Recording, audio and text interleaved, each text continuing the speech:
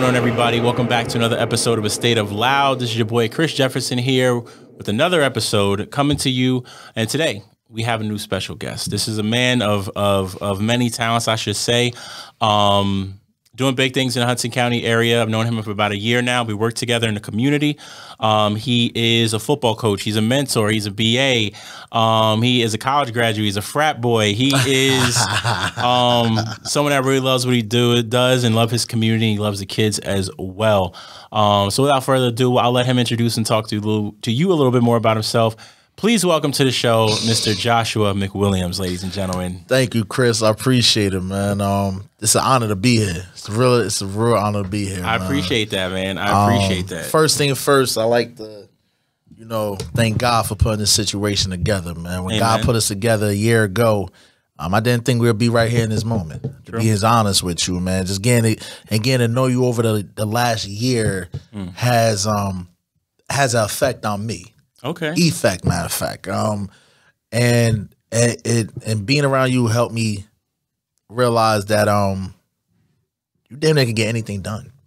Hey, amen to that. And 24 hours ain't enough in a day. Not yet.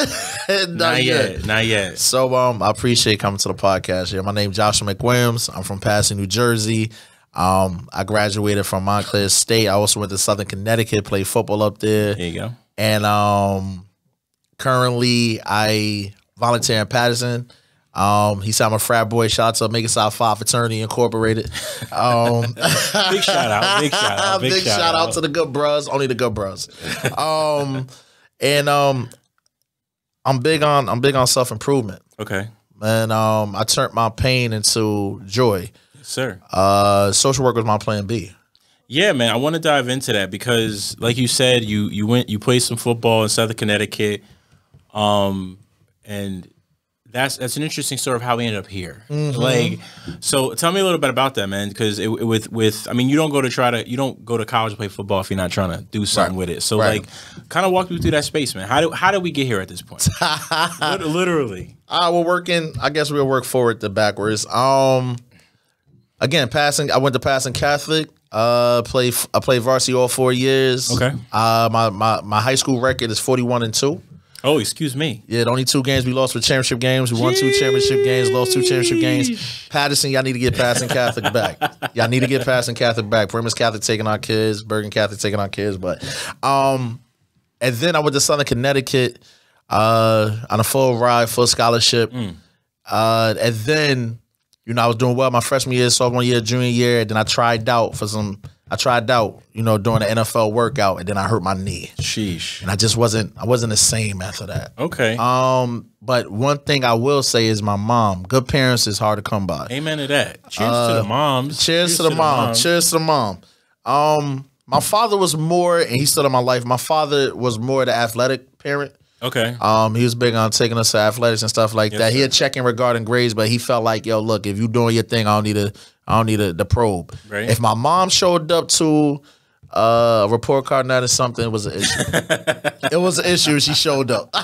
Yo, I feel like that's like a burning experience. Like I still remember my mom coming from work in her work clothes. Yeah. With the work perfume on. Yep. Showing up to the teacher conference. And even if you did good in school, you like, oh, I don't know what they're going to tell them. Like, I don't know what's going to happen. Maybe I don't act the same when they're not here. I'm just going to smile while the teacher stand next to me. You know what? That's funny that you say that because my mom, instead of her looking at the grades, she used to always look at the comments. You know what I mean? So I have a B or an A in the class and one comment to say Joshua sometimes is talking to. Say it again. And she'll stick to that comment and want to discuss the talkative issue. Yes. Instead of be like, Ma, I got an A in this class. And she'd be like, so, but what you talking about? What you talking about? Exactly. What are you talking about? Yes. You got an A in this class. Are you helping somebody? Yeah. And I was like, Mom, sometimes I do. She said, Josh, no, that's not your job. But it's so funny you say that because I used to get the same exact thing with my mother. Like, no lie.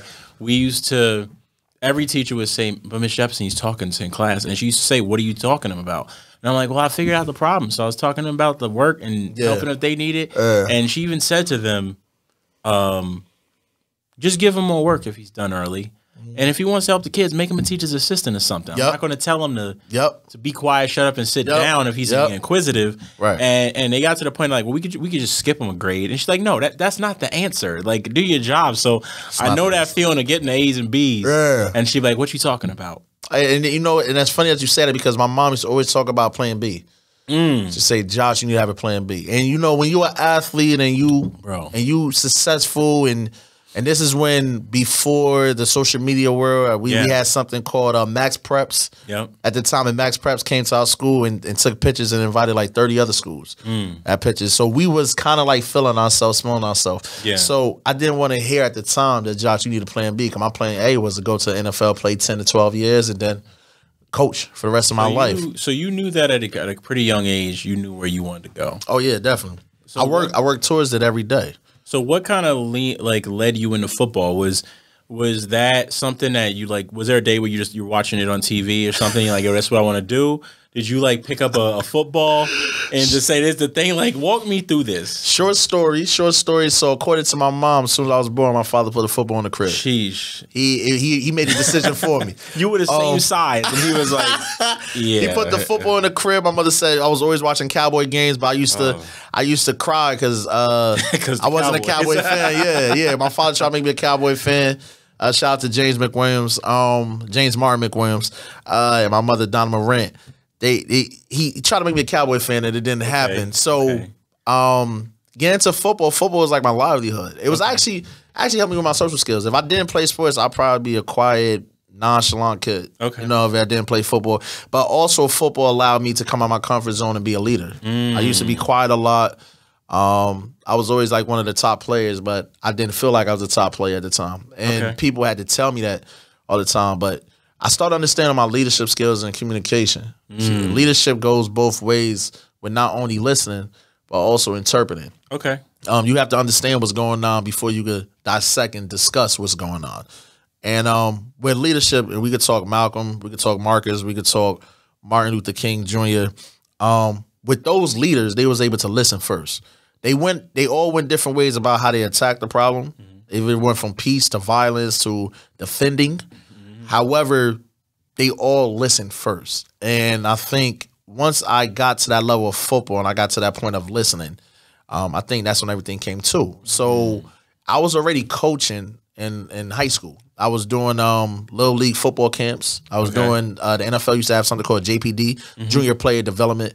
That's when they was actually working on helping the kids to tackle better, take their head out the play, use their shoulders, use their chest, use their legs, try to limit concussions. They don't have that program no more, and that's a goal of mine to get that program back. It's basically spring football. You wear uppers and you wear some shorts, and you work on life skills. We had a life skill word every week. So it'd be word like character, responsibility, respect, and those type of words that we built on. So just adding all that, like I said, playing football in high school, doing well, go to Southern Connecticut.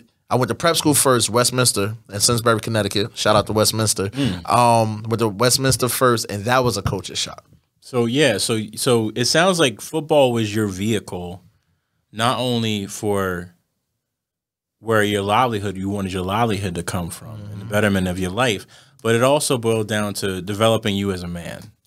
Say that again, man. And the things that you were doing, right? It was developing you as a man. Say it again, man. And you said it took you into even going to prep school. And you said it was you said it was a culture shock. So even having those experiences where you really started to grow and become more of a leader, what really stood out to you in your experience with prep school that you felt you may not have gotten going to another school? Oh man. When I first went to prep school, the first couple of weeks were tough because there wasn't any kids in the classroom that looked like me. And that was a culture shock coming from Passaic, New Jersey, being in a class of black and a couple of Spanish kids to being the only African-American in the class.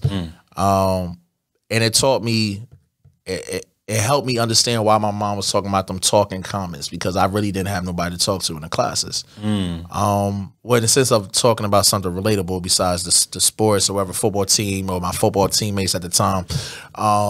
But it also taught me to have an open mind to discuss other things besides the things I want to discuss. And having that and including, they also helped me with my reading and my writing and my speaking. communication.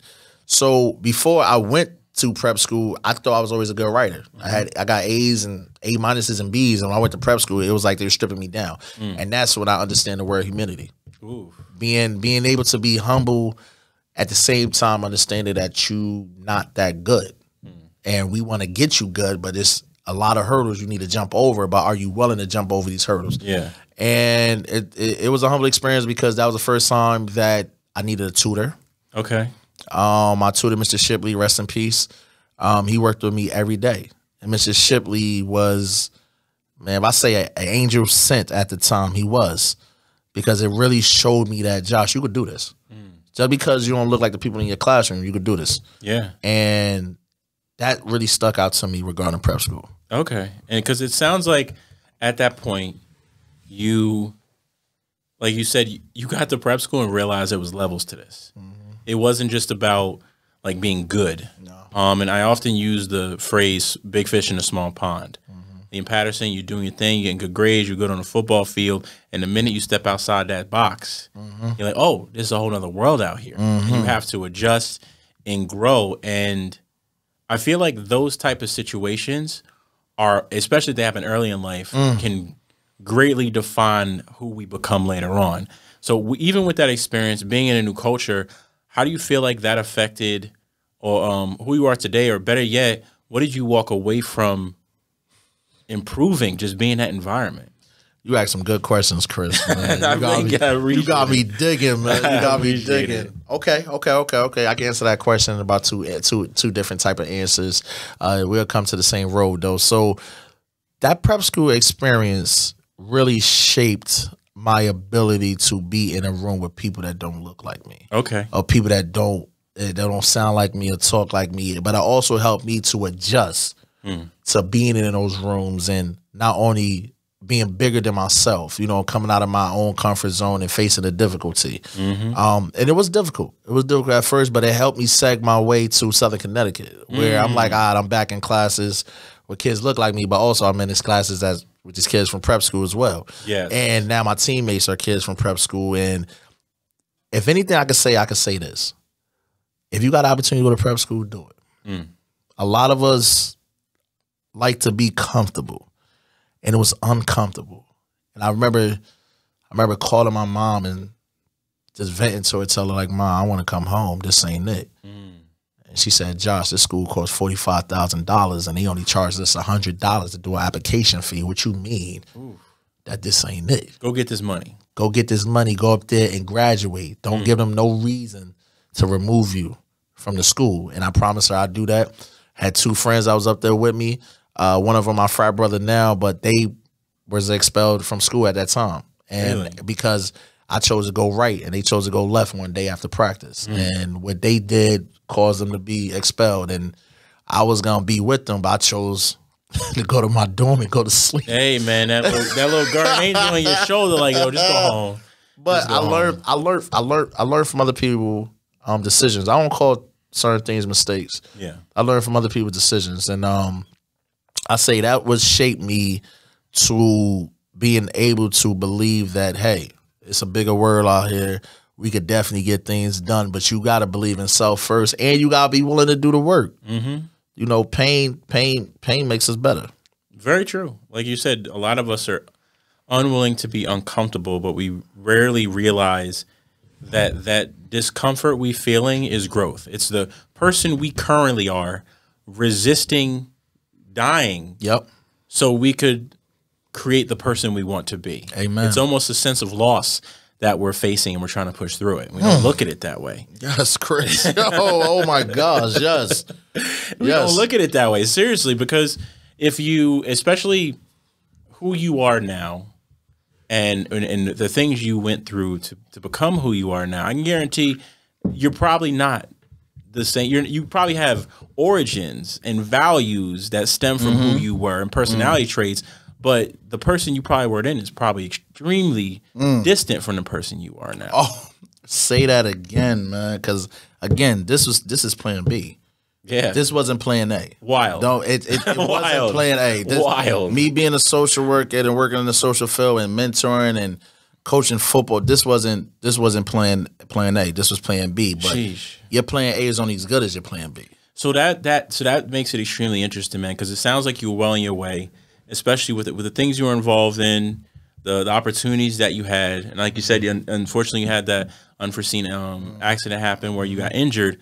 Like, so what was the shift into social work? Were you already majoring in this field? Was this something that, like, after getting hurt, you had like an epiphany where you were like, yo, I'm gonna give back, I'm gonna change? Like, what was it? Nah, it was never that. It was never that. It was never that. Crying nights. Okay. Crying nights. Came back home. My boy got me into Montclair State. His neighbor was the dean of admissions. Okay. Teron Green. Shout out to Teron Green. My brother from another mother, because we both was in Connecticut at the same time. Teron came home the year after to go to Montclair State. Better situation for him. And then when I came home, you want to talk about brotherly love? He literally knocked on his neighbor's door, Dr. Banks, Allison Banks, from Montclair State, and said, hey, my brother need to get into Montclair State. What can we do?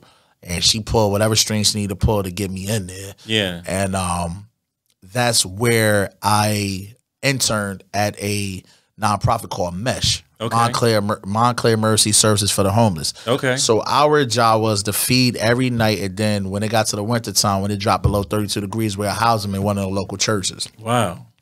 You want to talk about humble experience? You're talking about cleaning up after people. You're talking about feeding them.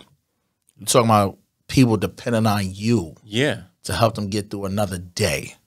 That's when I discovered that, hey, this is something I could do. Yeah. And just having those conversations with many people in the Montclair community and talking and having that humble experience and understanding people rise and also people fall. You know, a lot of these people that was in unforeseen circumstances had it at one point. Yeah. And just a party here or a friend there or a bad relationship there or something that happened with their parents turned them on a world spin that they're still trying to dig out and get out from. Yeah. And for me to, and that's when, and I say this happened in 2011, 2012, but that's when I felt empathy. You know, words come and go, but you don't understand words until you feel them. Yeah. That's why some people don't understand love, because they haven't felt it yet. Say it again. Oof. They haven't felt right. They haven't felt love yet, but they feel pain. That's why they can relate to pain. That's right. They can relate to hate. They can relate to being mean. They can relate to sadness. Yeah. But when you can relate to certain words that shape you, I mean, that's what really happens. So when Dr. Ames was the co-founder of Montclair Mercy Service for the Homeless, and I worked with Mesh for about 5 to 6 years. Okay. And after that, I got to the past education system. Okay. And I worked for a company called AmeriCorps. AmeriCorps was also another humble experience, because that's when I learned I could work with teenagers. Yeah, AmeriCorps is different, bro. Isn't now, correct me if I'm wrong, AmeriCorps is where, like, you take youth that travel to, like, build houses and do different initiatives in different states. You have those type of programs, but you also got programs where you just there to be a mentor throughout the day. Oh, okay.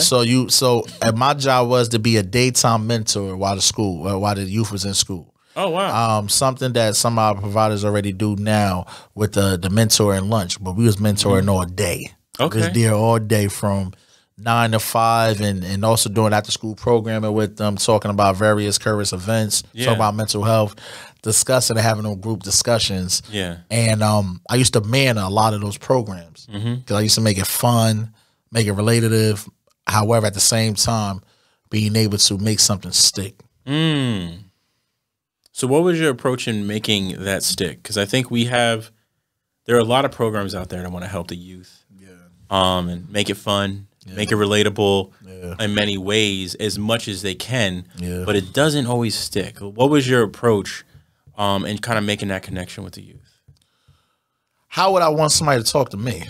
What kind of programs I like? Because in Patterson, playing for Benji Wembley, Patterson Catholic football coach at the time, my mentor, also my frat brother, one of the reasons I wanted to be a Mega South Phi Fraternity Incorporated, he took us on a lot of, like, community service stuff, a lot of community service events and a lot of group conversations. Okay.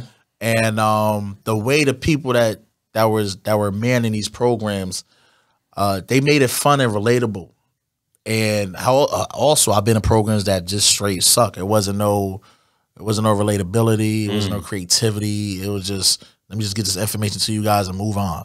Yeah. And that's how I feel that our youth see what's going on. Our youth understand what an adult lying to them. Yeah. Our youth understand what fake love is. Our youth understand, they feel that stuff. They get it. Because energy don't lie. Energy is between one person to another. It can't create itself nor it destroys. So when it comes down to energy, and I'm a big energy guy, I feel energy. I walk in a room, I'm around somebody, I can feel if it's good energy or negative energy. Yeah. So that's how I wanted to approach the programs I was a part of in AmeriCorps, with good energy, with relatability, with subjects they can relate to. So at that time, it was a lot of unjust shootings going on at that time, and we as kids in Patterson, we used to talk about a lot of that stuff because they still were. Our kids were very upset. We talking about doing around Trayvon Martin and Sean Bell and those type of guys, and Sandra Bland. Wow, we just and the kids were hurting. So we talked about that stuff for probably like a good 4 months. And but also remembering how to understand conflict resolution. Yes. You know, building that and critical thinking skills. Yeah. So that's how it started, man. And then it sounds like you literally put into play the level of empathy in which you said you learned. Yeah. Right? Because it's a lot of people want to help, but they want to help in the way in which they feel they should help. Yeah. This worked for me, so this should work for you. Yeah. Instead of saying, well, how do I want someone to talk to me? How would I want someone to approach me? What do you like? What do you need? What is the topic you want to discuss?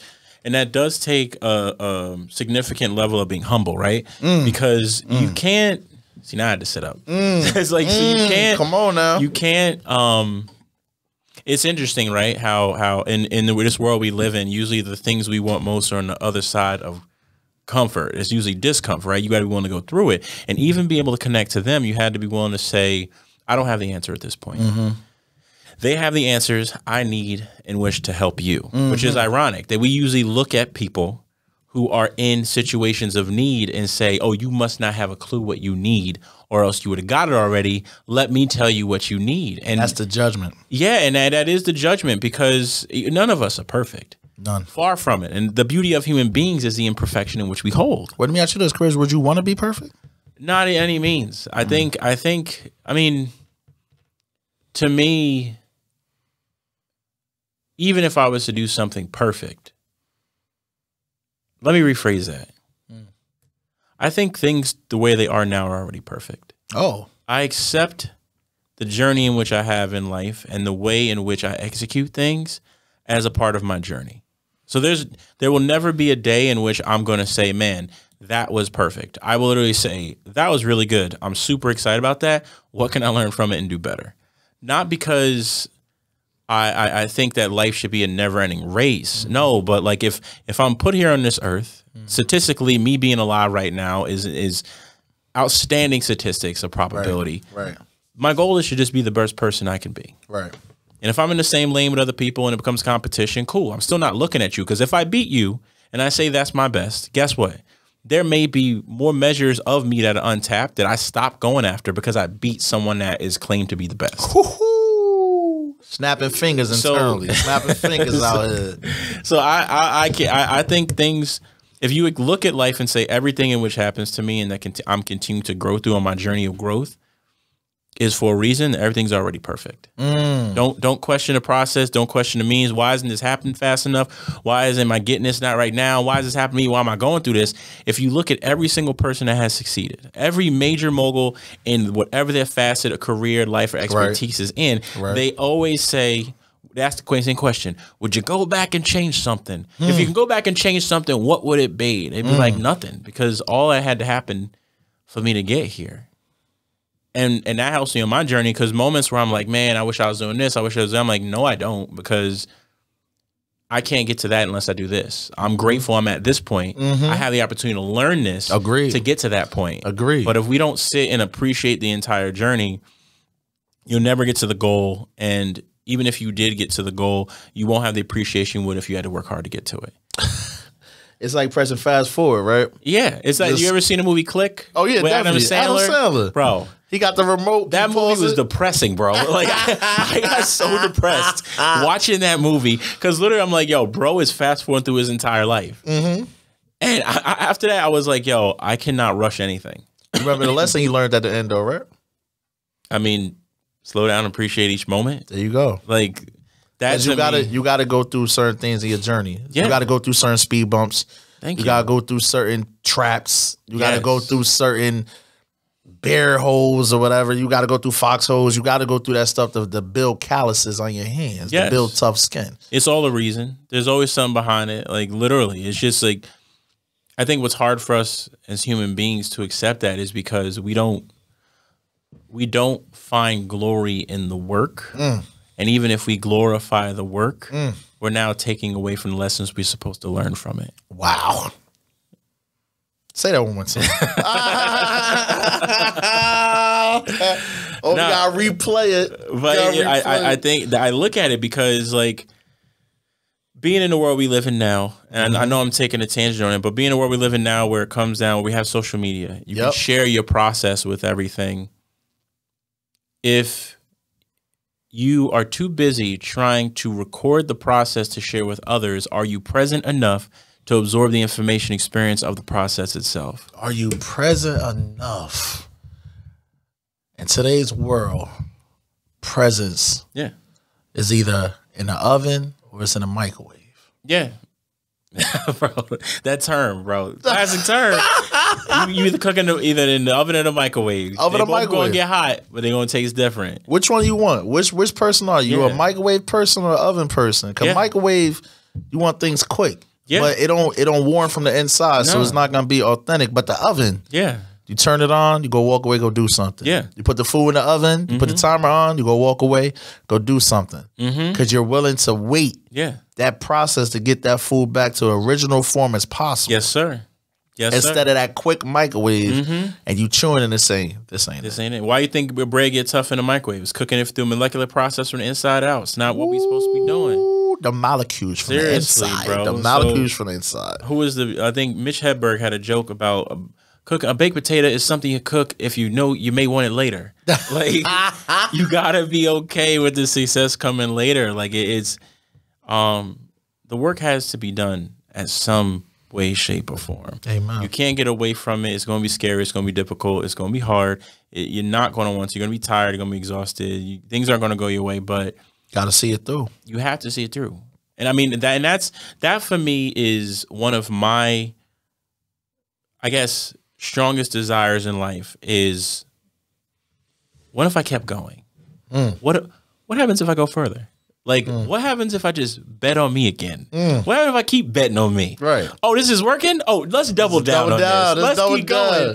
And I kind of got that from David Goggins a little bit. When I heard him have a speech and he said, they asked him, how do you keep taking steps when it feels like it's impossible? He goes, well, when I'm in excruciating pain and I can't take another step forward, and I think I can, I always say to myself, what if you take one more? What if you keep going? His brain is like, stop, don't keep going. And he's like, well, what if I kept going? What's wrong with that? What if I keep going? What's going to happen then? Oh, not dead yet. Keep going. And to me, I keep looking at that like in my life, like, all right, take another risk. Bet on yourself. You come this far. That means you can get up to here. Keep going. And at the end of the day, you've been through so much, you're going to figure it out. Yeah, absolutely. And so with your journey, Josh, when you got to the point where you're going to Montclair, you're doing this work, and you first get that introduction of what it feels like to truly give back and impact people's lives. What was kind of that moment of like, okay, I'm in this. I made it this far. What happens if I keep going with this? When I putting together my football program, Passaic County Cougars, established in 2018. We took COVID year off, so we actually coming up on year 5. Okay. I have some youth. I have some players that's in college right now that reach back out. But to see that joy of I still got that same feeling like I was playing. And the kids, I still got that same feeling of just certain quotes. So it was one quote we say first day of practice. Character, what is character? Character is what you do when nobody's watching. So I could tell if you've been working out. I could tell if things are good at home, and I could tell if you've been taking care of responsibilities. Because I need you to get all that right before the school year kick in. Now you got football and school. Right now it's just football and summer. But I need you to create good habits, which create good systems, which create good decisions. Yes, sir. And once you create those habit systems and decisions, you ain't got to worry about doing anything, because you also make them good habits. And promote those good habits. That's when I say, I'm in this. I'm in this. My program, Passaic County Cougars. You can check us out on Instagram. We're in Patterson. Our flag team, back-to-back football champs. Our tackle teams are made the playoffs again last year, and doing well. We also talk your talk. In addition, we also partner with a couple of teams from Jersey City. Shout out to the Dark Knights for joining our league. We partner with a couple of teams from Jersey City. As well, because we need these kids to understand a lot of you kids are going to grow up together. So y'all need to get to know each other right now. And we big on community service. Turkey drives, helping out at the shelters, clothing, helping out with parades and cookouts in Patterson. So once I figured out that this is what I want to do because it gave me joy, I said, okay, cool. I need to be in a position where I can make just enough money to sustain my livelihood. But at the same time, using that other percentage to get that joy. So, working community service and being in the social work world, you never get 100% financially of what you're doing. No, you never get 150%. Not at all. You're not at all. You're doing community service is looked at like it's one of the most important means of supporting a community. Yet it's looked at like, well, if you care, you should do this for free. And to me, I think COVID was a big example of how we treat our say it again. What are our essential workers? Because the people that still had to get up and go to work were the people running delis, the restaurants, the mail, deliveries, truck drivers, truck drivers, railroad engineers. Bro, I know I was working through COVID. We had to wipe down our equipment every time we stepped in. Had to get masks on, had to do all that stuff. But everybody wasn't. I never forget, bro. I remember coming in from Secaucus to Hoboken, picked up a nurse with luggage and a pillow, and we're like, "Why do you have luggage and a pillow?" She goes, "I ain't coming home for the next 3 to 4 days." You had to sleep at the hospital. And I'm sitting here like, "Yo, this is wild. This is wild." And could we have done better? Sure. We all make mistakes. We learn from. We grow from it. But I think we still have the same views we did prior to COVID, post COVID, with how we treat our essential workers in that piece. Yo, that's such a fact, because I was just telling, I work for Hudson CMO currently right now, and we have some new people that joined on, and I basically told them, if you was doing social work during COVID, if you was working during COVID, you're a warrior. If you was doing any type of work during COVID, you were a warrior. If you wasn't home collecting a check, waiting for the checks to come in, the COVID checks, and you was still out here grinding, you a warrior, because at that time in 2020, things were real. Yeah, they were. In the sense of health, in the sense of just getting sick, in the sense of not seeing your family in the health field, I tip my hat off to them. Absolutely. I remember hearing the stories. Yeah. The stories were serious, man. So when I realized I could do this work, I wanted to dive deeper. So I started working with special needs. I became a behavioral assistant, and I also became a tech assistant that's working with DD youth. And I also work with DD adults at the Friendship House in Paramus, New Jersey. Wow. Yeah. So you really dove in. You weren't hesitant on this. And to me that sounds like a lot of the character in which you speak of, and the character in which you hold yourself. I gotta ask, where did these lessons, these values, this ideology come from that you embody, that literally no matter what step you were in your journey, you're like, oh, I like this. I'm going all in. I'm learning. This is what I'm gonna do. This is what I'm gonna keep moving. This is how I'm gonna learn. Where did this all stem from? Home, number one. My parents. Number two, churches. Churches, definitely diving in. My biblical name is Joshua McWilliams. Joshua, for the Bible was a leader. He's a leader and a warrior, but he ain't take no SHIT. You know, he was big on being stern and being about justice. Yes, sir. And then, you know, just playing football and being around good men like Benji Wimberly, Gerald Glisson, rest in peace, Eddie Hill, being around those guys and understanding that discipline starts with self. Yeah. It starts mentally up top. Yes, sir. And being able to display that same discipline with my players and their parents reflected. That's when I realized, I said, you know what, Josh, you got a gift. You got something, and you don't play around with your gift. Some people play around with your gift, but the gift is nothing. Talent is nothing if you don't work hard. Hard work will always outwill talent. But if that talent plus working hard will always be undefeated. And when it comes down to having talent, we can't play around with our gifts, man. There's so many people out here that's playing around with their gifts or not accepting their gift. I accepted that, yo, I'm not going to the NFL. I accepted that, yo, I'm not going to be 6 figures, 7 figures right now. The plan is still to make that happen. Yes, sir. But right now, I'm not going to do that. Maybe I need to take a longer journey. And not so much like a road, because I see a road you can run into a dead end. A journey is a path that's unique to you. It's unique to your travel and where you're going. And once you get there, do you stop and keep going? Because journey is a road. Just like I see this painting right here to the left of us. To me, that board right there is still going out. Yes. And you see the behind the scenes, you see the clouds and all that, and you see how far you could go. And I'm pretty sure it's a lot more land behind that mountain back there. Yeah. And that's what I wanted to do. I wanted to get to the mountain. And I usually ask what's your dream job? And they send it right back to me like, Mr. Josh, Coach Josh, what's your dream job? I said, I could wake up. If I could wake up tomorrow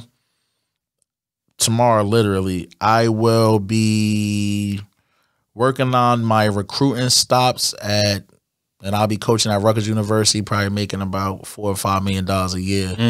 And my goal is to keep Jersey talent home.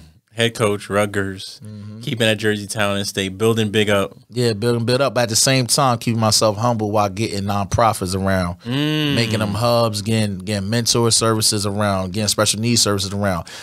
Dope, drug and alcohol. I did my drug and alcohol certification at Passaic County. So I have that as well. And then I'm going back to get my master's in public health. I want to sit at the tables. I want to sit at the tables of the decision makers. You know, and me being at prep school, understanding that some people at that table not going to look like me. That don't mean I can't think. They use the bathroom the way I use the bathroom. They think how I think. They breathe how I breathe. They're a human being like I am. Yes, sir. So maybe I'm not there at that time in that moment. That don't mean I ain't going to come back and be stronger. I love to compete. I hate to lose.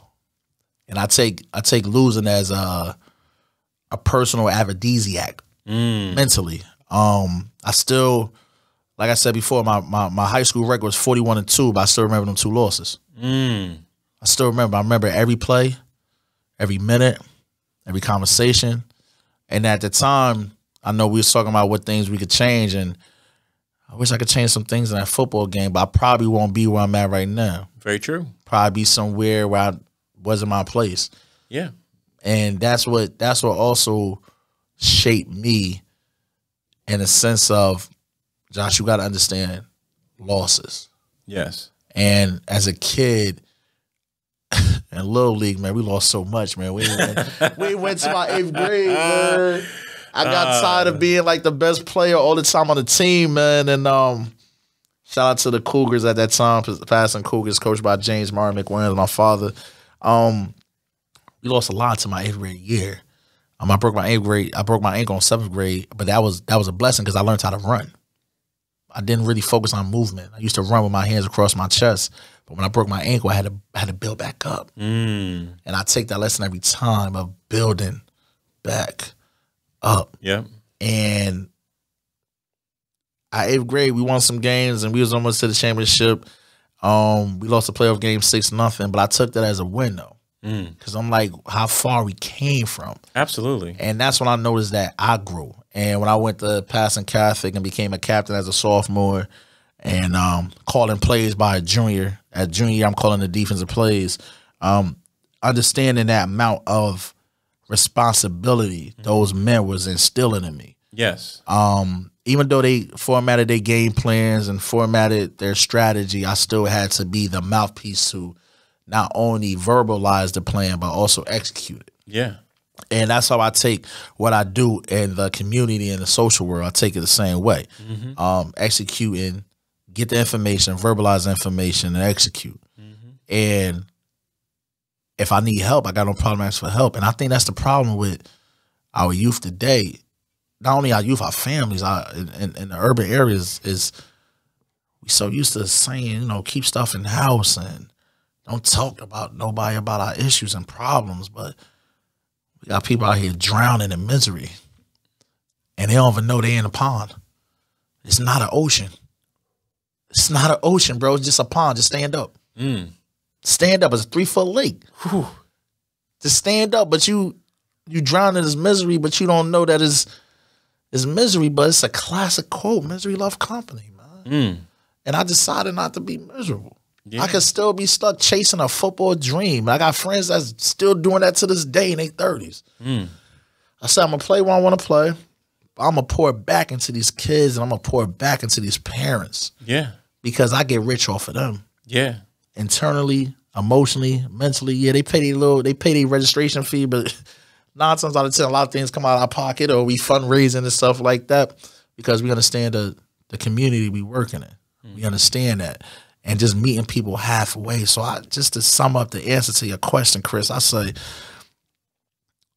my ability to meet people where they are is why I am at where I'm at right now. My ability to meet people even in my relationship, just meeting my girlfriend where she at. Yeah. Just meeting her where she at, mentally, emotionally. Meeting my parents where he at, meeting my father where he at. And we talked about this offline. My father have 7 kids by 3 different women. God bless. He never allowed anybody else to take care of his kids, though. And that's why I say I really don't have any love for fathers that's not involved in their kids' life. I see my father do it. Yeah. He had 10 people he got to wake up every day to think about before he thought about himself. It don't matter if they called at 7 in the morning, or they called at 7 at night, or they called 4 o'clock in the morning. Yeah. One thing he showed was time. He didn't have a lot of money. I knew when to ask him for stuff, but I also knew I had to work early. Yep. I had to figure that out. But training sessions he'd take me. My mom called me, so call him to straighten me out. He'd do it. And I needed that checkup for the neck up. I needed that discipline. But I also needed to see how, and I love every last one of my sisters. And but I also had to see how he was able to adjust with his decisions, not mistakes. Yep. His decisions. And that turned out to 5 out of 7 kids having degrees and other 2 still in school processing and getting done what they need to get done. And being able to communicate, man. Yeah. Being able to communicate. And that's a humbling experience. And that what brought me to where I'm at now with Hudson CMO and being outside. I'm a community liaison. And this will really brought me out my shell, because now I did 4 years previously of just doing care management, sitting behind a computer, and just helping people they problems and their needs. Now I'm outside on the front lines, finding solutions and resources to address their problems and needs. And that really brought me out of my shell of facing the difficult. Because it's a grind, Chris. This is a mental grind, and if our cup is not halfway full or have anything in it, how can we pour in anybody else? That's extremely true. That's extremely true. I think you make a great point on that, where, especially in this work, right? When you're giving back, you're pouring in. Because in football, we look at the way D1 athletes get treated now. God bless them. I'm extremely proud of where things are. I mean, shout out to, who I'm a shout out. Big Deion Sanders doing this thing in Colorado. But really giving us an inside look at the way D1 athletes are treated when it comes to preparing them for the next level. Treating them as it's almost like when the Coliseum, where you had all the gladiators competing. We are treating you like like royalty to make sure you're at your peak prime to perform your best for this this sport. Right. They're having tons of people. Their job is to pour into them, and not to subtract away the importance of their roles. I get you. But when it does come to the community and it comes to pouring into people that are in need, I'm not going to say it's a completely thankless job, but no, it's not. It's not a complete thing. A lot of people are extremely grateful for what they give you, but there is a time when you go home in the evening and you have to sit and process that information, and you have to sit and process those emotions of which you experienced, that if you're not able to take that time to pour into yourself, to come back out tomorrow, dust it off, get up and get back in the game, it can be something that's extremely difficult. I agree. And that's why I think a lot of people that are in this field that for a long time are driven by passion. Agreed. And I think that's one of the first things I realized about you when we first started working together was the level of passion you had for this. Like I knew you were a coach before I knew you were a coach. In my mind, like the day you brought in those whistles, I was like, okay, coach. Like literally I tell Johnson all the time, I was like, I'm just going to change his name to coach. Yeah. It'll be way easier for people to know who I'm talking about when I'm walking around. But you had this passion, this drive for this work, and you looked at every every single obstacle as if it was a game day. Oh yeah. Decision. Like, hey, Josh, we got to do this. We got to do that. All right. What's the plan? What we going? I'm saying like it's Monday morning. And he's sitting here like, all right, who we playing next week? But it was that passion and mentality of keeping it that drove for it's been a little more than a year now. Yeah. That drove us to the point of starting to see the success. Starting to see the drive. Starting to see it. And I think that's where. That's facts. Even with that success, the success we're seeing it's like this big on the problem. Yeah. But it feels so good. Oh, it feels amazing having a true effect on people's life. Yes. Yeah. And that's what I wanted to ask you something about that, because I can only imagine what it felt like stepping on the field and playing competitive football in college and just getting that high, playing in front of a crowd, hearing the cheers on the play. Man. Would you say it's comparable to the high you got the first time you helped somebody working with some of the homeless population? I say it's more.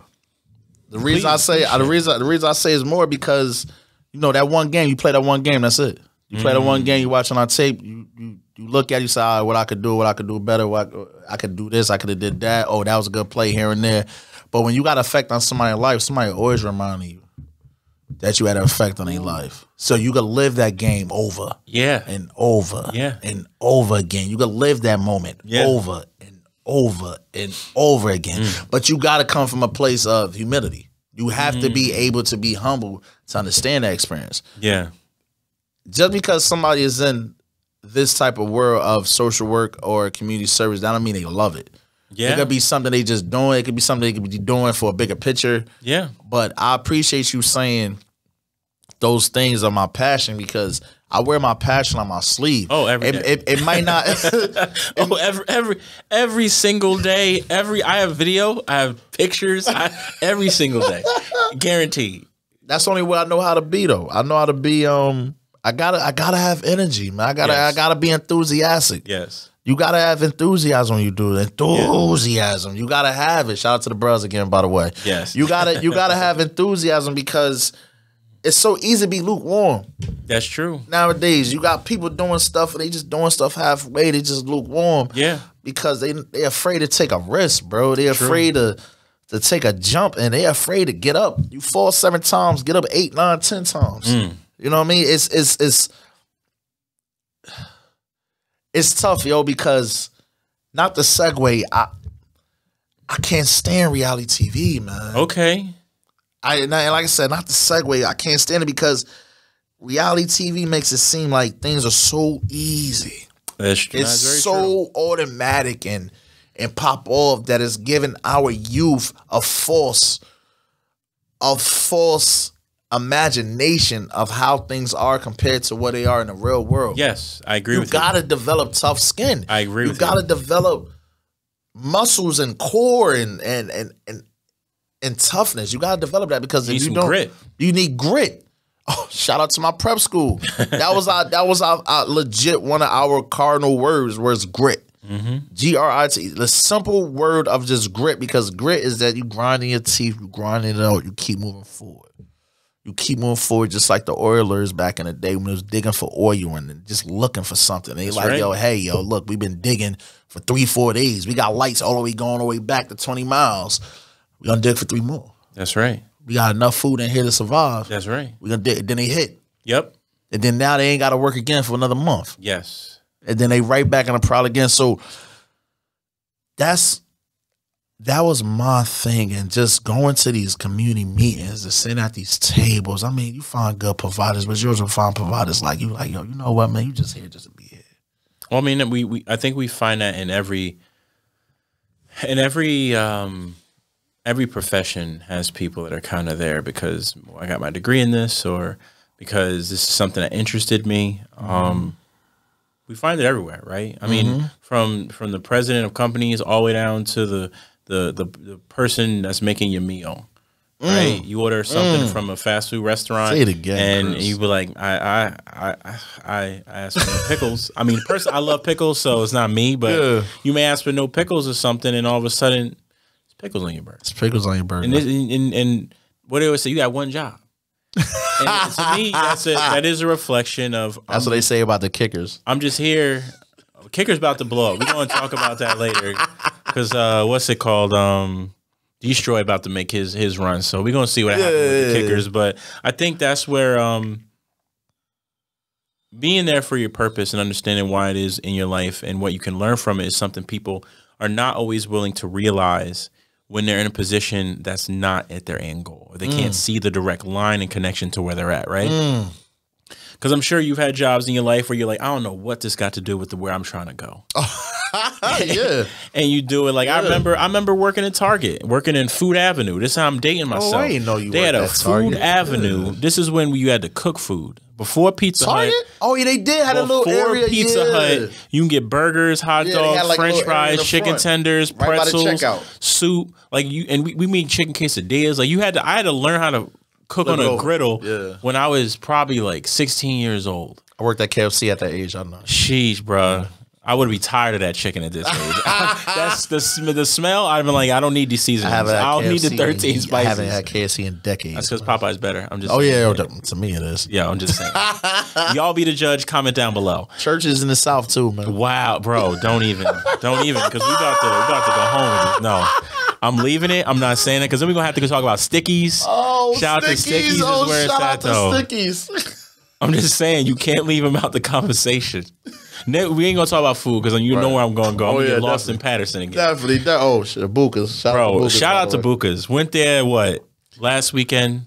Changed his life, bro. I'm gonna shout him out. They didn't even sponsor us. I'm just shouting him out because it was that good. But I think it boils down to having that passion, understanding that this is not your final destination. It's just a pit stop in your journey.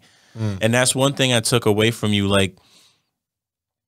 And pretty much everybody that works in this field, right, is if you talk to them, there's always something else they want to do. There's a bigger picture they have of giving back. And most of them understand this is a needed part of my journey to learn. Yes, it is. Where you said you spent 5 years in care management.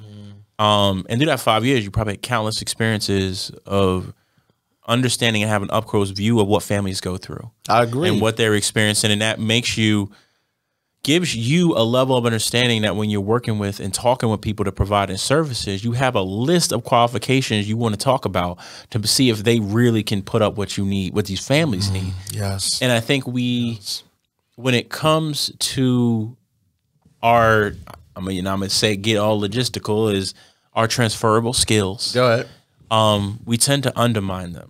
As a part of it, because we have people that say, oh, I can't get another job. I've been in this one industry. Yes, but the transferable skills you've learned make you better.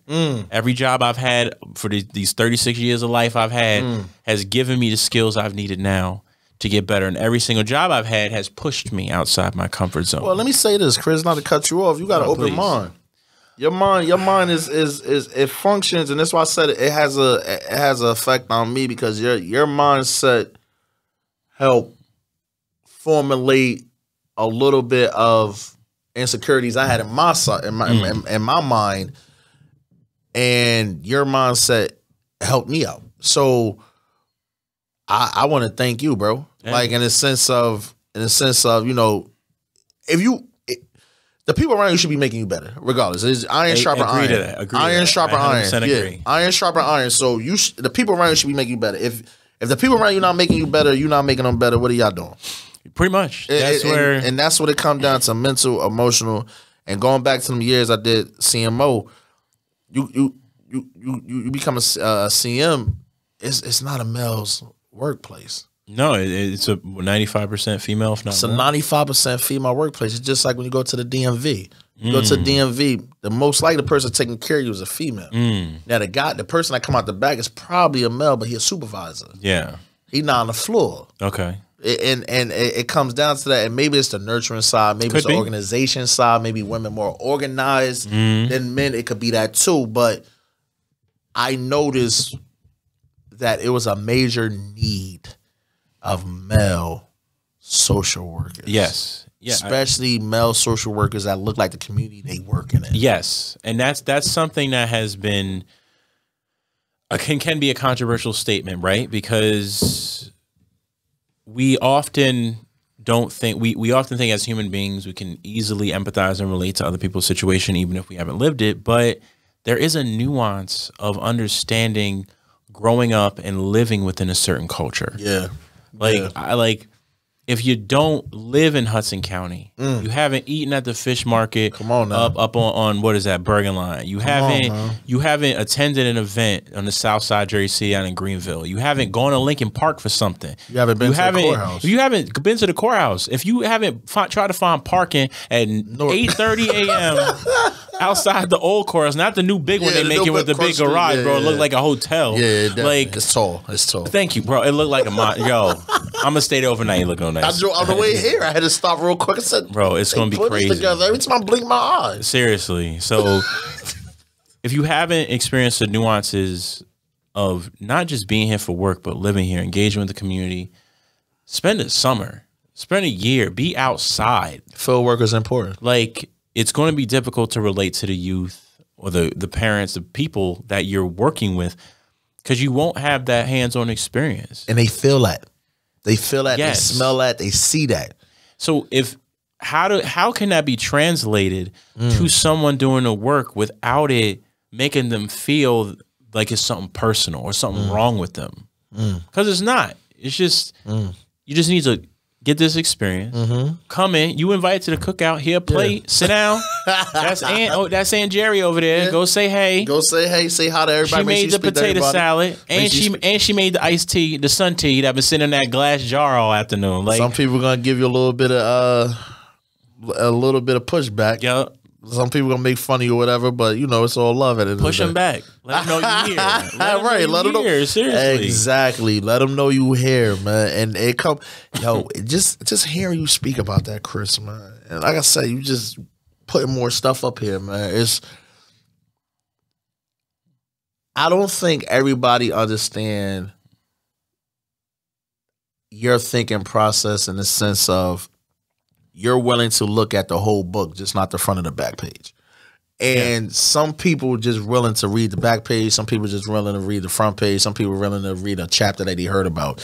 You're willing to look at the whole book and also do more research on the book, which kind of like rubbed off on me. I mean, I'm always looking something up now. I appreciate that. I'm always Googling and looking something up. Even the books you have in here, we was talking before the setup, man, just during my Lent season, I'm gonna read one of these books, man. Go for it. Like, it's just, I can give you a few if you need them, man. Like, I'm gonna read one of these books, and I think that's another thing that, if it's one thing I could change from my upbringing, was taking reading seriously. Yeah. I didn't read on my own that much. I just probably started reading on my own probably a year ago. Okay. 2 years ago. And I'm not talking about the usual books of the Bible or whatever else you read. Yeah, you mean recreationally. I'm talking about just reading something that's for me that's going to make me better. Because growing up, reading a book wasn't major. Yeah. You'll go to the beach, you'll see some people reading. You're like, Yeah, like, why they doing? We're at the beach, bro. But that's their peace. Yes. And peace is internal and it's also up here. It's mental. Mm-hmm. You know, you could be peaceful up here. You don't and everything around you could be chaos. Yeah. And that's why I say peace is always up here. Because Chris, nobody gonna disturb my peace, man. I'm gonna pick my peace, a simple 5-letter word over anything. Over anything. I know God want me to have peace. That's right. And when I'm at peace, I could pour peace and I could pour in other people. But when I'm not at peace, that's why I need to sit down, reflect, and my silence speaks volumes. And when I'm silent, it's me thinking and processing how I'm going to go about the next step. Okay. Because I'm a solutionist. When you give me a problem, okay, we're going to cry about it. We're going to do what we need to do. But what's next? What's the plan? Like you said, Josh, it's Monday morning. Josh ready to go and all that. That's right. Because you walk into my door and you knock on it. And I don't ever feel like I'm running a team. I'm a coach until you come knocking with the notepad. Yep. And I'm like, oh, yeah, that's right. There's a whole team here. Speaking of the notepad, I write a lot of notes because of you.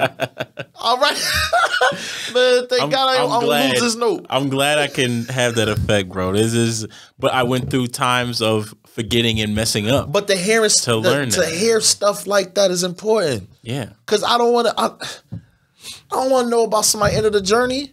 I like prequels. I love prequels. I love prequels. How did we get here? Show me the prequel. I don't ever talk about how I do it. I'll tell you how I got here. Right. Because I don't. You see my work. Yes. And that'll always speak for itself. I believe if you work hard, you pour into what it is that you love and doing, the results will speak for themselves. If I have to walk in a room and say, hi, I'm amazing at this, I'm amazing at that, and I have to tell you, I'm selling you. And the one thing that I always see that shows there's a lack of confidence is selling yourself to somebody.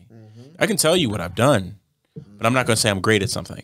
No, this is what I've achieved. This is what I've done. If that rings a bell and you can respect me because of it, and you say, hey, wow, that's admirable. He got all those things done. Come on, cool. Man. Come on now. But I'm not going to sell myself to you. No, I don't believe that's the thing. And I go back to that same phrase. If you came here to help me, you can be on your way.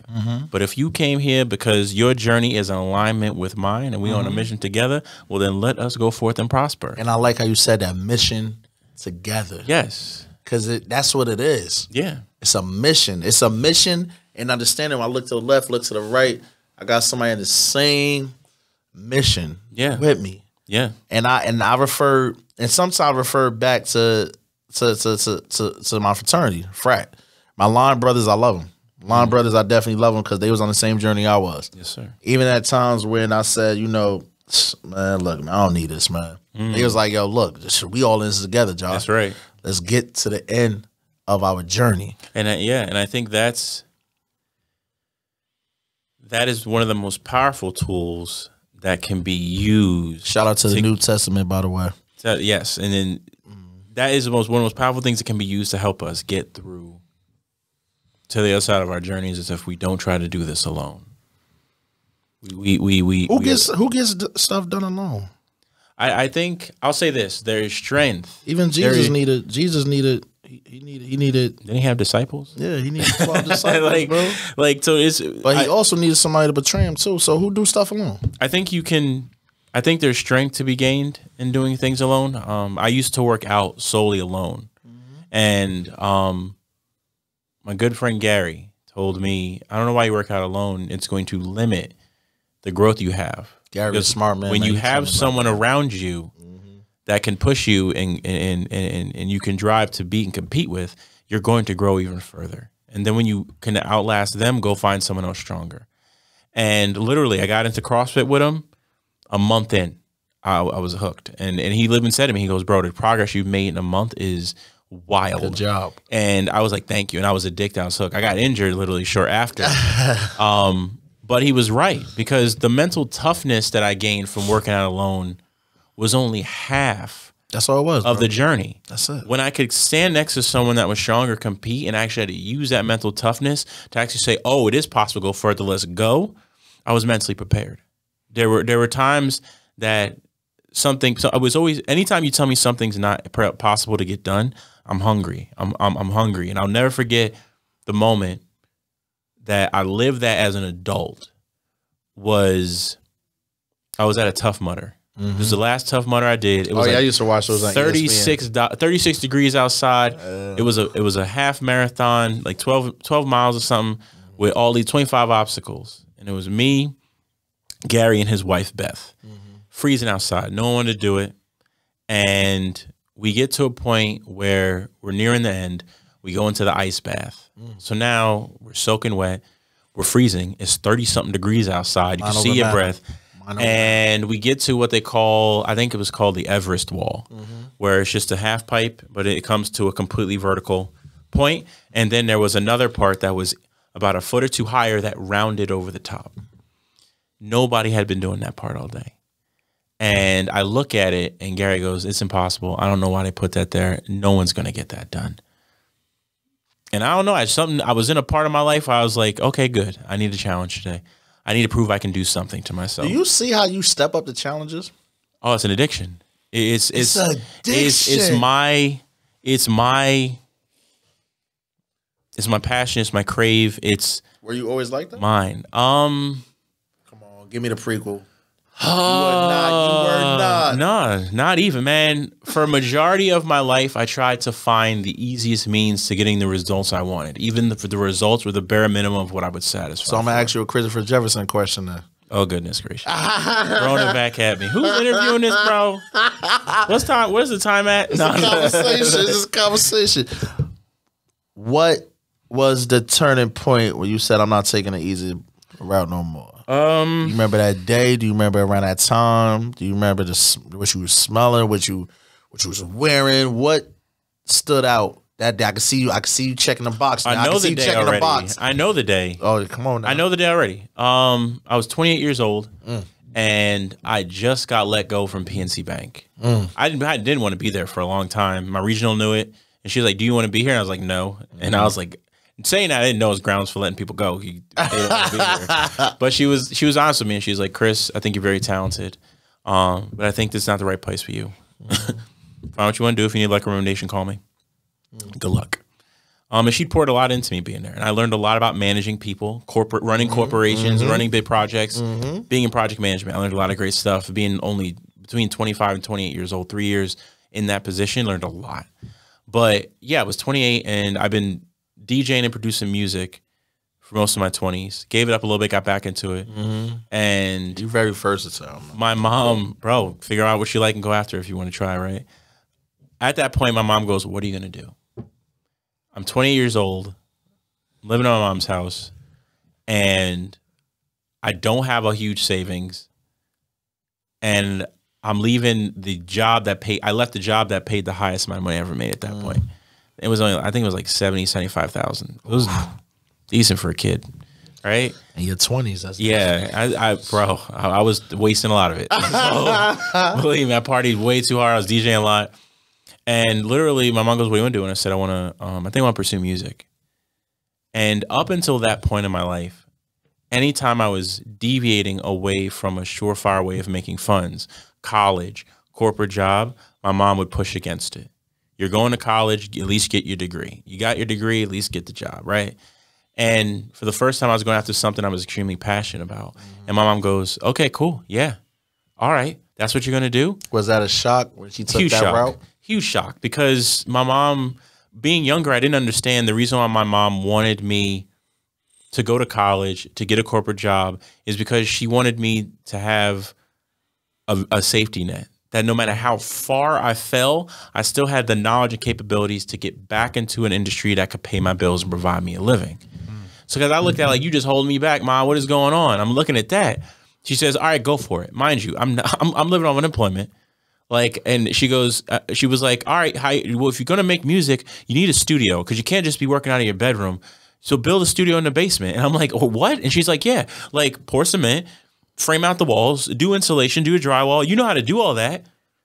Build yourself a studio." And I'm like, she's like, "Don't you have credit cards? Just use your credit card." And I'm like, this is, now that I'm like, this is the worst financial advice ever. But to have my mom have such a belief, fire, though. She was in the basement with me. Help me pour concrete. Help me do drywall, bro. I have pictures of me covered in sawdust and drywall dust from building a studio, bro. Is that studio still there? Still there. Still there in her house. Still being used. Not as a studio, but for other means.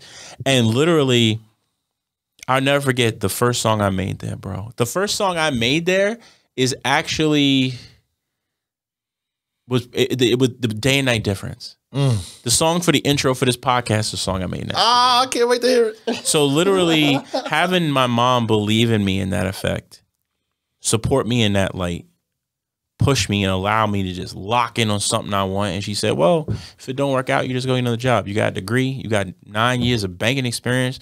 You was a VP. You got a high level of management. You manage regional stuff. You got plan B. Like, if you fall, your safety net is still a good job. Like, and I was like, dang, ma. Dang. I was like, that's all you was trying to do for me? And I was like, dang, I wish I would have known. I wish you would have told me. I would have worked a lot harder and faster to get that done. But it literally being in that point, I was like, okay, how far can I push this DJing thing? I went to EDC Vegas. I got to travel more within those 2 years than I ever did. And I made a pact of I'm not going out to drink unless somebody is paying me or I'm a guest. I'm not paying for alcohol to party if I'm a DJ. I'm locking in. Spent countless hours. Spent days. I treat it like a job. It was not 9 to 5 was being in that studio. But since I loved it, I was in there from 9 a.m. to 9 p.m., if not later. Snow day? Oh, perfect. People home to listen to new tracks. Let's finish this track, release it, get into people's pockets, get them listening to get my stuff out there. Oh, snow day, everybody home. Yo, jump on a group chat on the cell phone. We collabing on a track now. I'm gonna make this edit. I'm gonna send it back to you. Grinding to be surrounded, but it was being surrounded with people. And this was one of the first times that I had to go out and find my tribe outside of the people I went to high school, college with. Speak on it. And still to this day, shout out to my boy Ariel. Still to this day, he's in the film industry killing it. Yeah. We still keep in touch. Why? Because he's one of the people that he's hungry. He grows, he adapts, he grinds. He's one of those people that, like, I can't wait till we work on something else. Like, he's helped me get to where I am with my media career and things. So for me, having that first example where my mom was like, oh, we taking a leap? Oh, we all in then. That moment changed everything because it went from DJing to then I got into the locomotive engineering training program for NJ Transit. They said it's gonna be the hardest 20 months of my life. Oh, word? Well, yeah. So my mom, the way she supported me, he ain't gonna have to take care of nothing around the house. I ain't gonna ask him to clean. I ain't gonna ask him to do this. I ain't gonna ask him to take care of things. This could be a life-changing experience for you. I see you studying. You get up at 6 a.m. and you can go to bed till 11 p.m. And you are studying your entire time. You take an hour, half-hour break when you get home, an hour break for dinner, half hour for working out, and then that's right it. Back. And you do that for 20 months. Go for it. She saw my grind. So having that support there was the same thing. And then what happened after the railroad? This ain't my purpose. I learned it. It's time to leave. God got a purpose for me. Okay, what we doing? So that point where I was younger, where everything got pushed back and questioned, turned into a level of confidence my mom had into me to execute that. Now I like the words you're using. Execute, hunger. Bro, now it's different. Now I went to her house last week and she's asking me about gigs I'm telling her about. What happened to that documentary you said you was doing? What happened to this show? Ain't you shooting for them? Don't you doing this now? Do the same and thing, to me, I'm like, to me, that's gold. You something I'm doing must be making you proud. If you remember in the slightest little detail, I'll tell you about it. And to almost any son, the moment you can see your mom taking that heavy of an interest into something that you're passionate about, that's gold. And that's Chris, man. Yo, I would like to meet Mama Jefferson, by the way. Too, she's a powerful woman. She's wild, bro. But my mom has taught me a lot, man. And the beautiful part of it is, shout out to all the great moms. Shout out to the great moms because they're invaluable, man. Great fathers and great moms are one of the definitive factors of the success in which a child has. And because I've had my mom in my life providing me with such guidance, being hard on me, and not letting me down, and not buying you anything you want, not giving you anything you want, saying no, letting me know what real life is like. Man. That no word is huge. When I get to the point where I'm in my life now, like it's ironic because the things in which I would have asked for previously, I can now afford for myself. It doesn't even cross my mind to buy. It's not even like that. Like to get to the point where I can provide for my mother things is a priceless feeling. Like a lot of people talk about it, but you're doing it. But when you're doing it, that is a different feeling. I remember when I first started making decent money. I would just take my mom out to dinner every other Friday, at least one Friday a month. We go out to dinner, hang out, and I'm like, nah, ma, I got the bill. Nah, ma, I got the bill. Nah, ma, oh, you bring me this restaurant. Look at these prices. You ain't paying. Get what you want. Yeah, that's just a feeling, man. So it's a great feeling. So I appreciate that question because that's something that I hold dear, and it's why I'm so passionate about this work because I had a gentleman. He was an immigrant in America. Here on a work visa during Black History Month. He was an Indian gentleman. He said to me, Christopher, do you realize statistically that where you are in life, you were not supposed to be? You're an anomaly. And I said, what do you mean? He goes, you graduated from one of the top engineering schools on the East Coast. Yeah. Shout out to Stevens. Yeah. He was like, you're a locomotive engineer. You've been in the banking industry. You've made a good living for yourself. And you grew up in poverty. So like around it, in it, single parent household, you aren't technically, by technical term, you're not supposed to be here. Not supposed to be here. And when I had someone say that was outside of my community, looking at America from the outside, to me, I was like, nah, bro, it shouldn't be a statistic. How did that feel? It made me first stop and say, how'd I get here? Then after looking at everything about it took to get here, it made me appreciate every single person, every single piece of my journey even more. Whether you were good to me, whether you were teaching me a lesson through pain, every single person was valued. It's why even those people in my life that I know are not supposed to be with me now, and that's why we don't click. Yep. That's why you ain't on this journey. I still have love for you. I can still miss you because I said, you were an important part of my journey in getting here. So I still have love. I still have appreciation for you. And I know that we were here for a reason. And if I don't ever reconnect with any of those people again, I'm grateful that you were part of it. I wish you well. I wish you love. And I hope that that knowing me and seeing what I'm doing gets you to a point where you say, dang, maybe I could do this. Just maybe I should stand up. That's it. And that when it come down to stuff like that, the journey is also a bus. You letting people off. Bro. Certain stops, you letting people off like, hey, this should stop right here, bro. Yeah. No, it's not. No, this. There's the rest of the journey. You gotta be that way. Yeah, the rest of the journey, you're not built for this. You gotta be that way. It's certain people I had to drop off. Yeah. You know, like on a bus. Like I had to drop them off. And I can imagine. Like, you know what? I can imagine you went from a highly competitive world of football into a community of social work. I mean, I'm not saying it's different, but it's different. Oh no, it's different, Chris, my guy. It's big time different because it's not about you. Like when you're an athlete, and the further you go up from little league, high school, college, newspaper, media, all that stuff, you do get some type of self-entitlement. Don't let nobody fool you. From LeBron James to Kobe, they humble, they big time humble. Yeah. But if they in a room by themselves, they know they the man. Oh yeah. They know look, I made it, I did it, it was me. But I think that's true with any level of success. Because like as much as I'm appreciative of everyone around me, but I'm aware of my abilities, and because I'm aware of my abilities, it gives me the confidence to continue to step forward to push myself. Because it's on you. It's on you. Waking up in the morning, going to sleep. Oh yeah. Man, look, man, we talk about this all the time. I go to the gym at 5:30 in the morning. Dark out. It's dark. I go to sleep, it's dark. I wake up, it's dark. And sometimes when over here. Sometimes when I get out the bed, I'm like, another day. But I also know if I don't get this in today, my week is behind. I also know if I don't get this in today, I ain't gonna feel like working on it in the afternoon. And I improved on my diet. I don't eat meat every day. I only eat meat like probably 3 days out the week. The rest of the week is Presbyterian or straight vegetables. But I love to eat on my cheat days. Yes, sir. And I want to earn my cheat days, which is the weekend. You said, earn. And I think that's a big piece that we miss, right? Do you think people, because it's so easy to receive leisure, to receive confirmation, to receive stimulation, whether it be through food or entertainment, that people no longer feel that they need to earn it, since that obstacle between them and it has been extremely diminished? That's a loaded question, Chris, because at the same time, do people understand what earning means?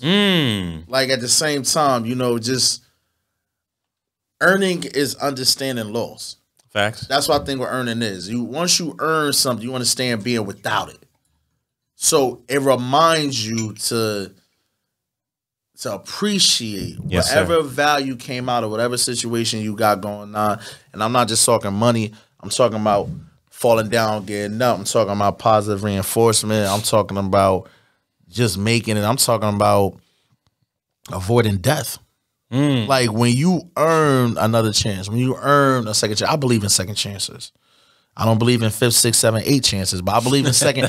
I believe in second chance, sometimes a third. But you have to be able to learn and not mess up the same way you messed up before. It's the what's they say, the definition of insanity is doing the same thing over and over, expecting a different result. So that's interesting to me, right? Because one thing I've learned about people is that we're going to make mistakes. And mistakes is part of it. And you said to me earlier, which I appreciated, was that you said, I look at people differently. Because I look at people as long-term investments, not short-term, right? And that's hard. That's hard because difficult. You take yourself out of it. I have to, because it's your journey, not mine. Like, it's your journey, not mine. How many people doing that? I'll be honest, I don't even pay attention to that. Like, because in honesty, like, being focused on solution, right? A lot of times we say someone messed up doing the same thing over and over, right? So I have to ask myself, do they know a better way? Are we putting them in a situation that they're going to be tested on the same thing?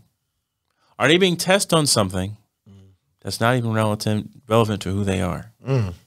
What they say, if you try to judge a turtle by how high it can fly, it would fail every time. Oh, yeah. Okay, they're making a mistake. Maybe we should change things up. Maybe our approach is different.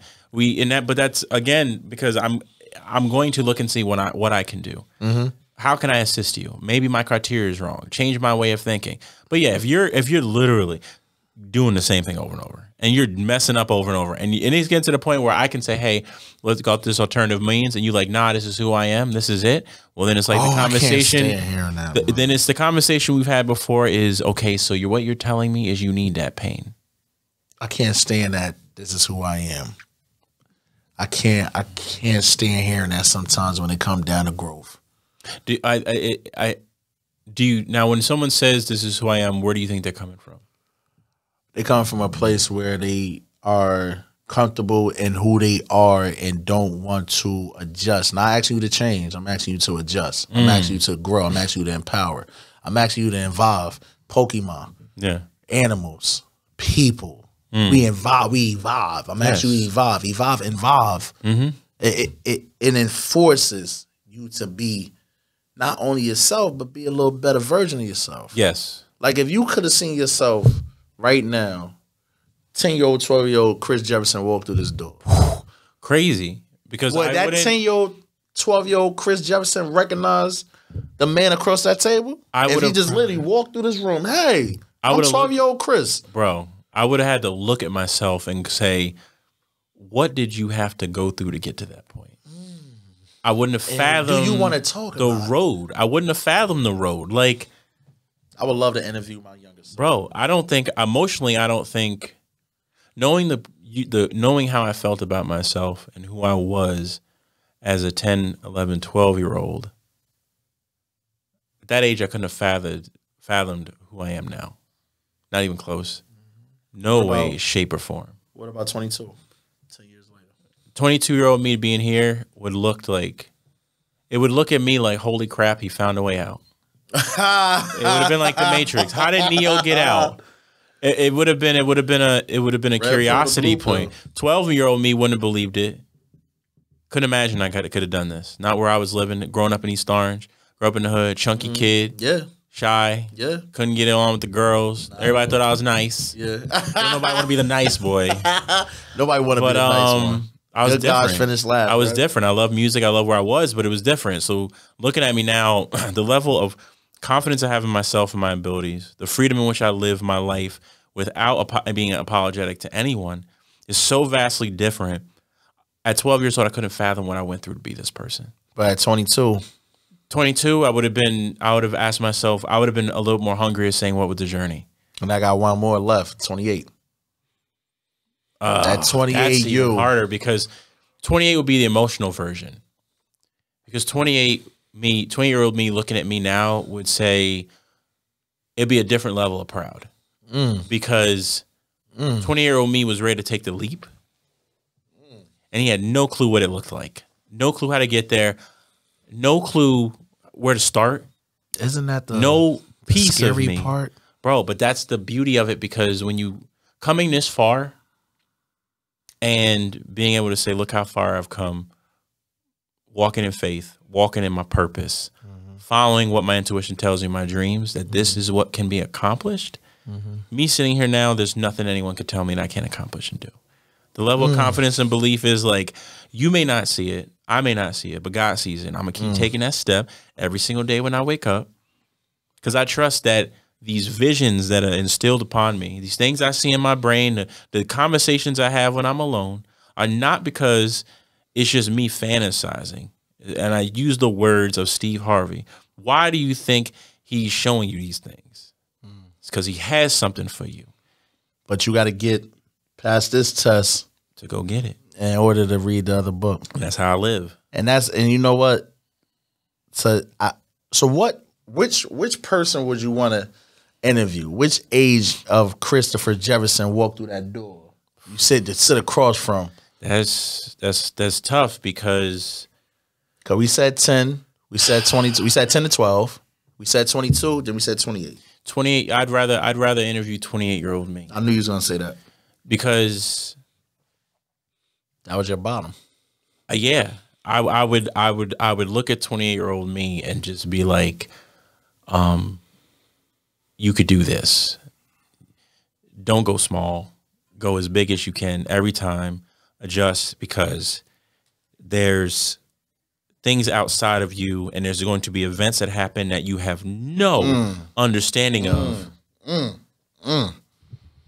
that are going to help you along. So that fear you have, throw that away. You don't even need that. It's a lie. It's a complete lie. Move forward fearless on this journey, because the power's moving with you. You can't even imagine at this point, bro. Fear is a mind killer. Destroys a man from the inside out. Ooh, must learn say how that to again. face it and control it. Fear. Jeez. Let's go, ladies and gentlemen. Sir Joshua McWilliams. Nah, that's not me, man. That's not me, man. That's shout out again to Make It South 5 for 10. Hey, man, y'all got some good fellas out here, bro. Y'all, that's not. Y'all can email me. Anyone looking to get in this work at we got good. But we got definitely good, man. But it's just just to put a bow on it, man. Just talking out loud and hearing, having this conversation. This is only my second podcast I ever did in my life, man. And just listening, I had a blast. I just can't believe the time flew. I was about to say, man, we definitely went in. I can't believe the time flew. But this is how we talk on a regular, ladies and gentlemen. We literally talk like this. Only thing different is mics in front of us. Yep. Like, we have these offline conversations often, and I can't tell you the appreciation I have from somebody I work with. And to have conversations like this with somebody you work with, because people, it's 10:30 at night.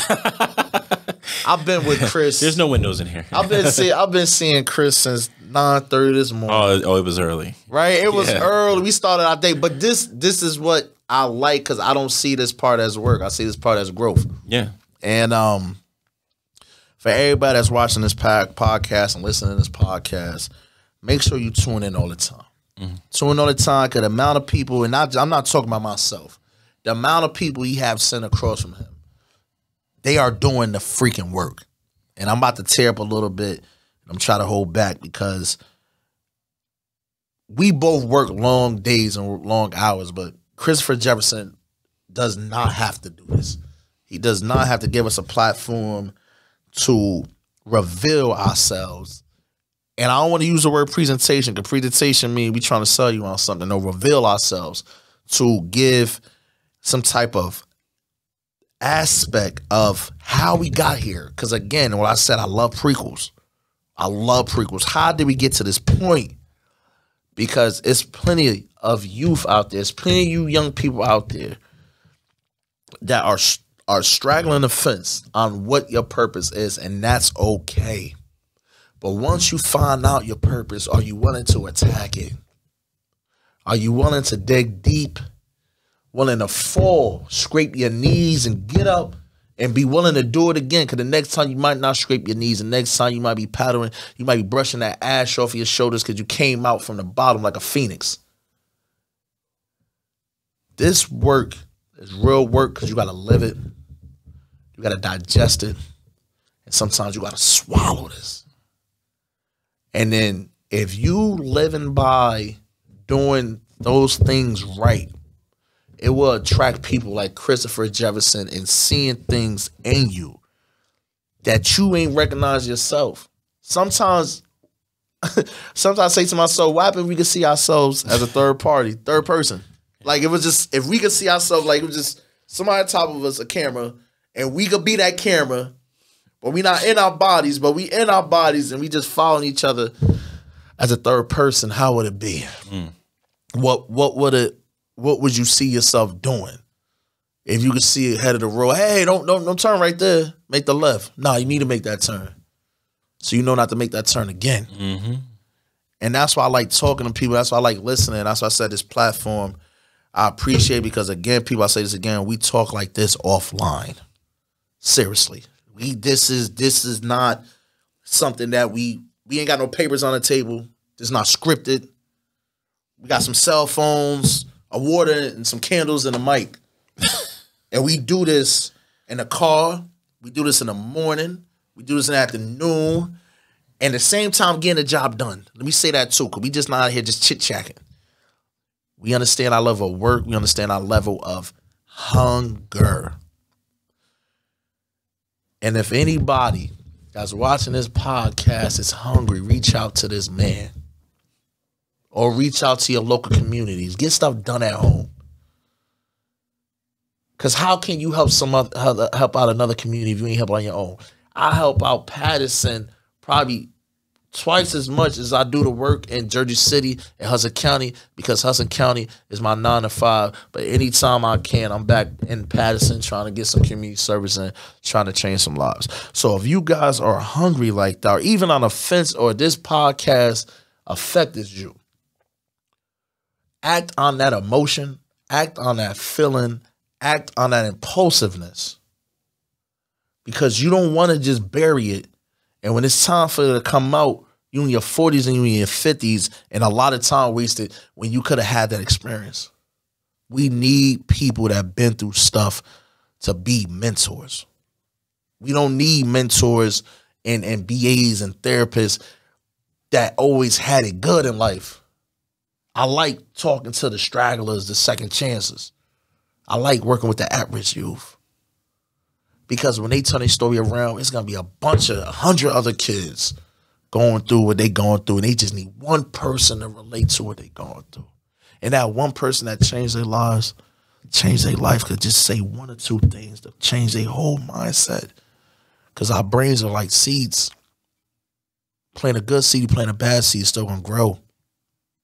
Still going to grow. So I say this, bro. I appreciate this, man. I appreciate the podcast. I appreciate you allowing me to reveal myself, man. This felt like therapy. This felt therapeutic. And again, people, I've been up since 5:30 this morning. 5:30, and we knew this was going to be the end of our day. And I could have probably made an excuse to say, like, Chris, bro, I ain't feeling it today. I'm tired. We ran programs at the Cove. But seeing it through and allowing this, and this man, same energy. He gets up early. The cold showers, I can't believe that, Chris. Every day. Doesn't matter. I ain't get there yet. I love the winter. The boy gets down to freezing. my lady Quayshayla Davis. She know I love heat. I love hot water. So it's that, man. But I appreciate this, Chris, man, because I'm gonna be tuning into the podcast now, man, and I can't wait to see the amount of guests you get in the future. You're gonna outgrow this room. I can feel it. I can see it. You're gonna outgrow this. You're gonna outgrow this room, man. It's gonna be a legit studio, and I think it should replicate the same studio that you put together down in your mom's basement. If you could replicate that and bring that, it might not be the same feeling, but that same atmosphere. You bring that in there, man. The next time we talk on this podcast, I'd like to be there. Absolutely. Yeah, man. You'll be there. First episode, new studio, you'll be there. Mark my words. I'm a man of my word. Yes, you are. We both. You gotta be, and your word is important. Yes, sir. People, word is important. Character is what you're doing. Nobody's watching. Yes, sir. That's what character is. Yes, sir. So, Josh, I appreciate you. I appreciate your words. I appreciate your wisdom, your energy, your encouragement. It's been a pleasure just working with you, knowing you the past year and some change. And I'm excited for everything moving forward. So, man, take your time. If you got anything going on you want to talk about, you got any pages people can follow you at, take your time, look in your camera. Let the people know where they can find you at and see what you're doing. Joshua McWilliams, you can find me on Facebook. Also J_Smooth30. That's my Instagram. Passaic County Cougars is my football team. And if you really need to find me through Chris. You know, I need to see if you're gonna do the work. And that's where I'm at, man. I'm usually in Jersey City. I'm in Patterson, doing a lot of stuff. And that's basically all I gotta say, man. That's where you can find me. And again, I appreciate this, Chris, man, because this actually gave me enough energy. Cause I was in the car like, hold on, I gotta get up. That's why I stood outside the cold for a little bit, but this gave me a jolt of enthusiasm, energy, and I just can't wait to see the rest of your work, brother, because you out here doing it, Chris. Like I've been telling my friends about podcasts for 15 years. I met you in 1 year. You invited me to a podcast, man. But that's because you see something here, you feel something here, and it's reciprocated. It go right back. Yes, sir. It go right back, bro. Yes, it go right back, and I feel that passion, enthusiasm. So, and I'm also here to listen, people. I'm not a therapist. I'm here to listen. We got 2 ears and 1 mouth. Why not use the 2 ears? Yes, sir. So, Josh, I appreciate you, ladies and gentlemen. Well, Josh, first off, thank you again for coming on. It's been an amazing show. It's going to be an even more amazing year. Oh, my God. We got some. Yes, we do. So, ladies and gentlemen, thank you guys again for tuning in, especially for staying with us this long. If you have stayed with us for this long, you know I'm going to ask you. I need you to give me a like. I need you to give me a subscribe. Hit the bell. Share it with a friend. Whatever you want to do. But if you believe in what we're doing and you enjoyed the show, we hope you show some support in some type of way. Again, you guys can check the description below for any information on Josh. And as always, we thank you guys for tuning in. Be good to yourself. Be safe out there. And as always, none but love. Peace. Be great.